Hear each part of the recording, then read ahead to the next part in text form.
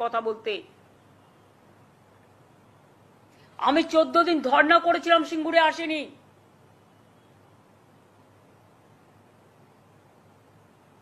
কিন্তু আমরা প্রথম দিন থেকেই চেষ্টা করে যাচ্ছি। We tried our best.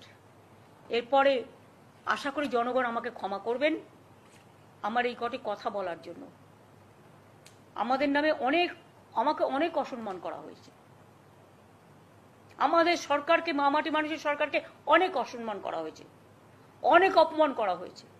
Social নেটওয়ার্কে অনেক ভুল বোঝাবুঝি হয়েছে, অনেক কুৎসা অপপ্রচার হয়েছে, যারা সাধারণ মানুষ জানতেন না যে এর মধ্যে একটা কালার আছে। মানুষ এসেছিলেন বিচার চাইতে তিলোত্তমার, কিন্তু আশা করি মানুষ বুঝতে পারছেন ওরা বিচার চায় না, ওরা চায় চেয়ার।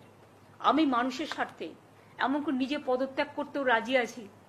আমার মুখ্যমন্ত্রীর পদ চাই না, কিন্তু আমি চাই মানুষ বিচার পাক, তিলোত্তমা বিচার পাক, আর সাধারণ মানুষ চিকিৎসা পাক।